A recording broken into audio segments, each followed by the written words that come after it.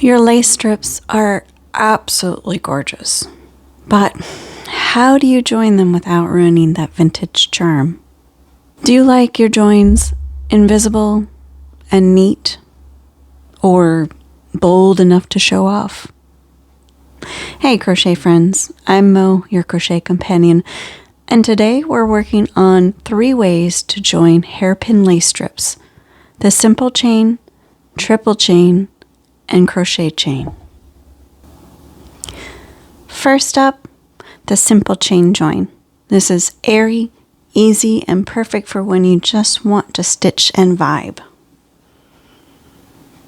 As you see here, I still have my one strip on my hair loom, so I'm going to go ahead and take it off. And for those of you who are not brave like me and haven't had enough experience working with hairpin yet, I would highly recommend you watch my first video that I put out about hairpin lace. It takes you from what to do with your loom, how to put it together, how to take it apart, if you have a loom like mine, and how to start your work, and then what you need to do when you are actually taking your strips off your hairpin loom.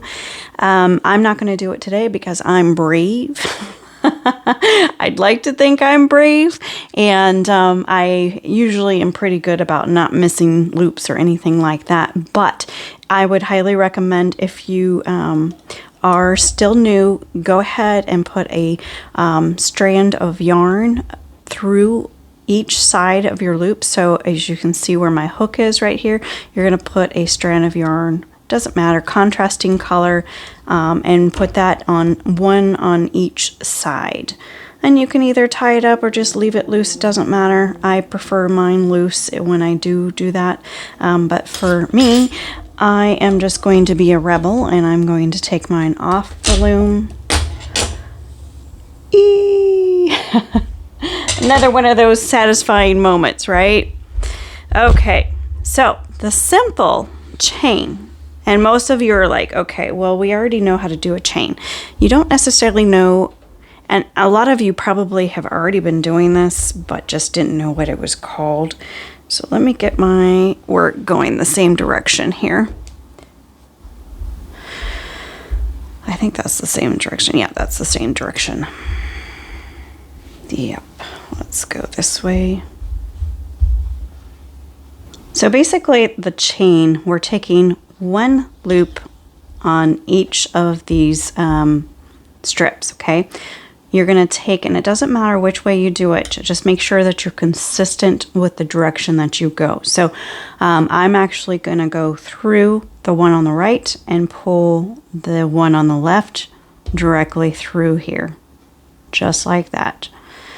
And then you're going to go back and forth. So now that I have one on the left and one on the right together, we're going to go back over here to the left and pull that through. Going to go to the left now, pull that one through. Now we're going to go back to the right and pull that one through.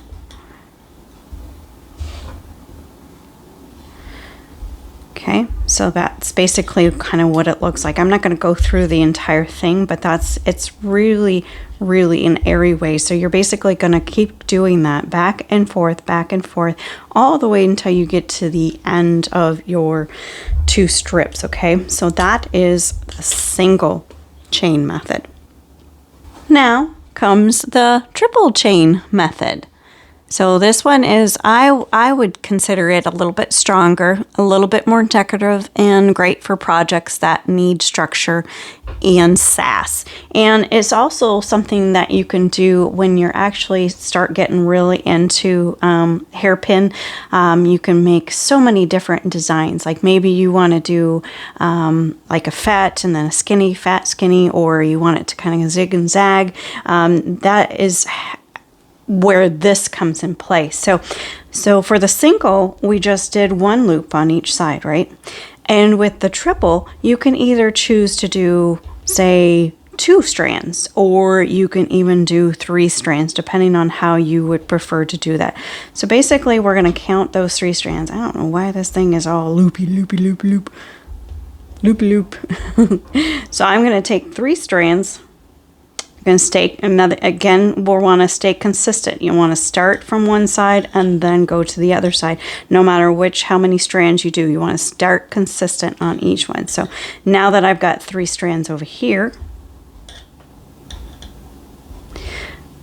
we're going to grab 3 strands from over here on this side, pull those together, put those together.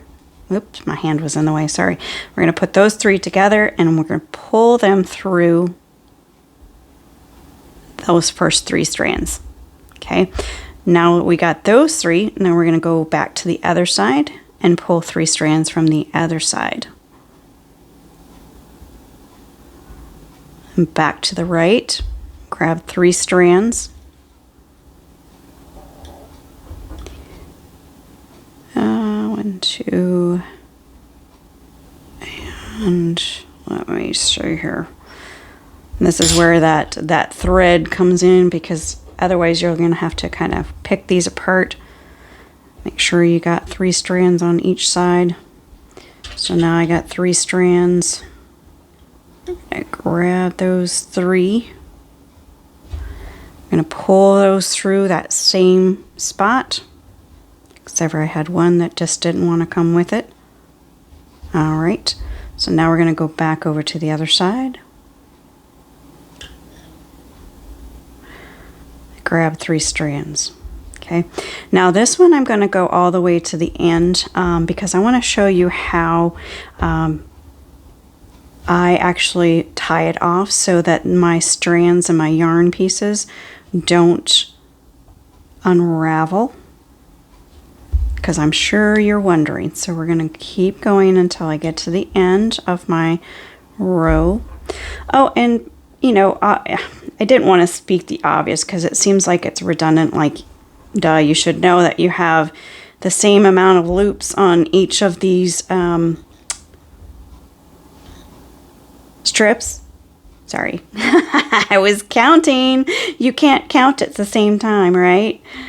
So, yeah, you want to have the same amount of strands on each of these strips. That way you're not having a problem with extras at the end. So let me grab these 3 over here on this side. I don't know what it is with this side. I can't seem to talk and count at the same time. And you also notice that I like having mine going all the same direction. Something about that just makes me want to scream when it's not in the right direction. Okay, so there's 1. It's going the right direction. There's 2, and it's going the right direction. There's 3, and it's going right direction. Okay. Oh, oops, got 1 extra. All right, so, and obviously if you get your count wrong or if you miss a loop, it will show up at the tail end when you've gotten both of them joined together. There's 1, 2, and 3. I don't know why this side's just being kind of janky. It's just being kind of janky. You know, I was talking to somebody the other day that did not know Ruh-Roh from Scooby-Doo. I was floored. I was like, you don't know Scooby-Doo and how he says Ruh-Roh Raggy? You'll have to let me know if you don't either, because that is just like the cutest cartoon. Well, I guess, you know, if you didn't grow up in my age group where we grew up watching Scooby-Doo. We did. We grew up watching Scooby-Doo. Scooby-Doo, where are you? Anyway, to this day, I still say Ruh-Roh Raggy sometimes, so. Or I say something that Jankies, you know, because Velma said Jankies all the time. Jankies.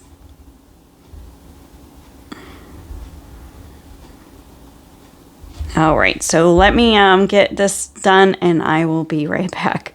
Okay, looks like I won the battle. I don't know if I've won the war, but I won the battle. And so I did come up even. Now, this depends. I actually use the extra strand at the end or the beginning of the row. That one strand that you need to weave in. You should have one on each side, right?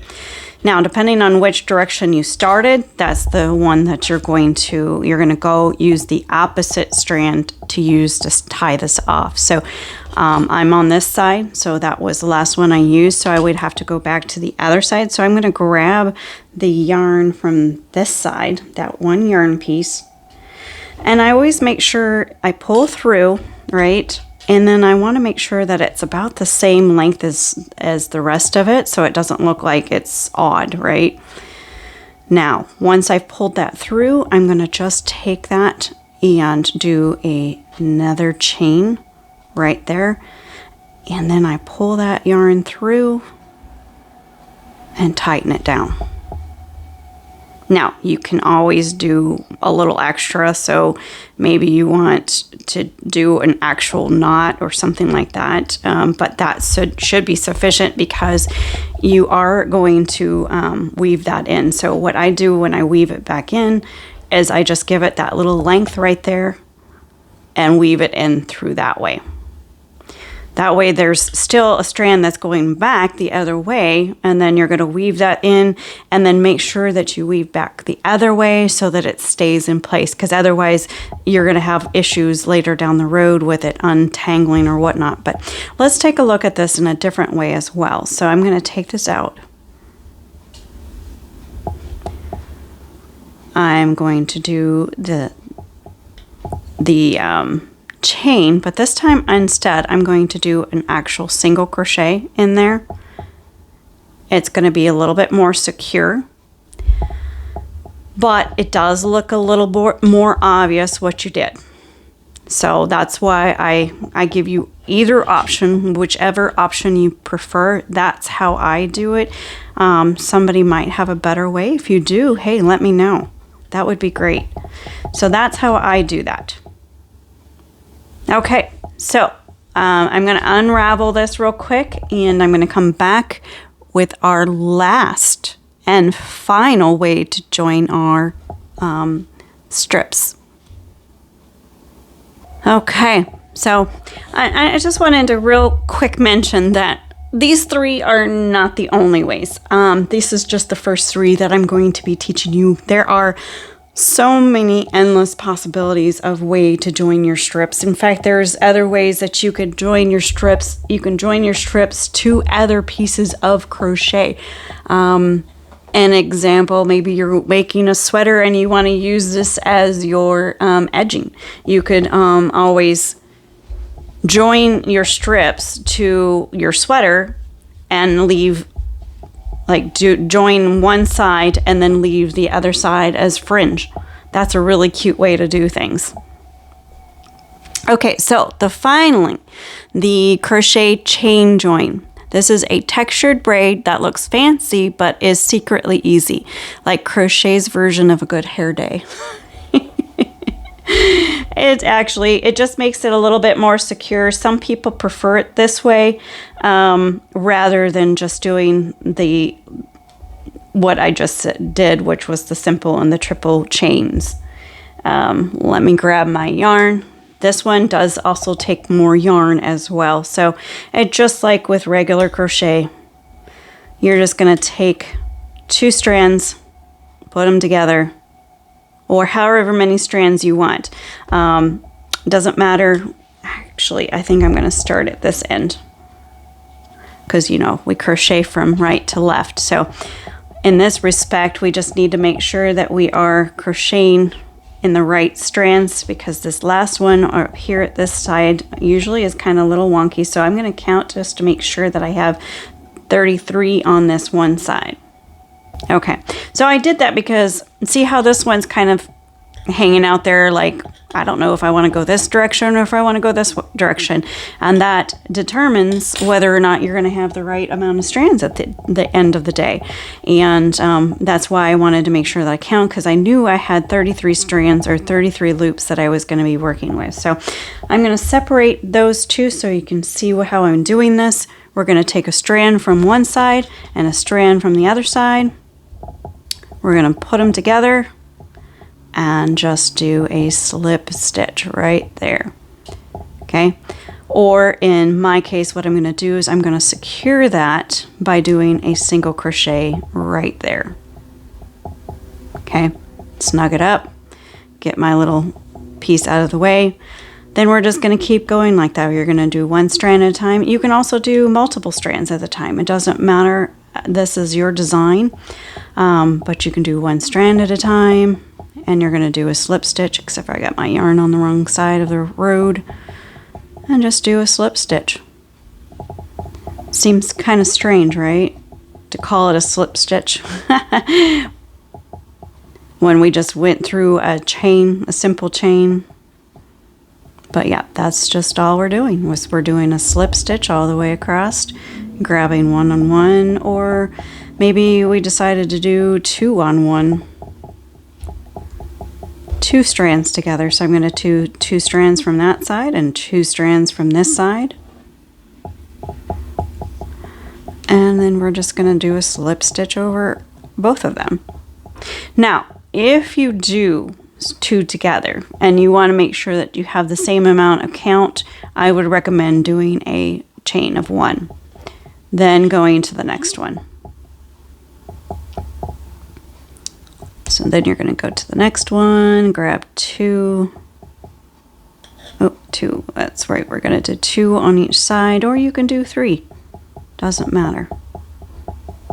Whichever you prefer.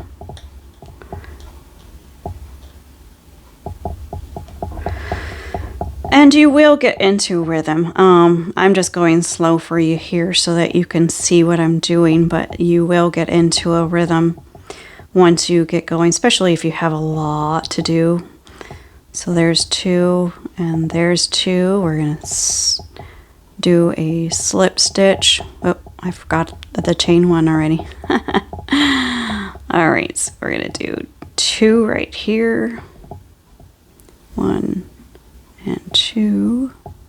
Grab those 2 that way and grab 2 on this side. Slip stitch it, chain 1, grab 2,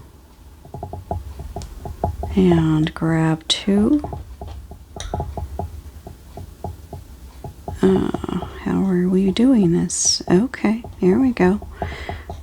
It's trying to play peekaboo. And that is the wrong strand. There we go. All right. And do a slip stitch. Alright, so I'm going to finish this up real quick and I'll be right back. And that's what it looks like when you finish up that putting your 2 strips together with the crochet chain join. And that's pretty much it. 3 joins, endless possibilities. Now your lace strips can finally get along. Now, keep your eyes out, because Thursday we're giving the spine of the hairpin lace a glow up with bobble stitches. It's bold, it's bouncy, it's beautifully extra. That's on Thursday. So until next time, don't frog under pressure, and may you always find your crochet hook.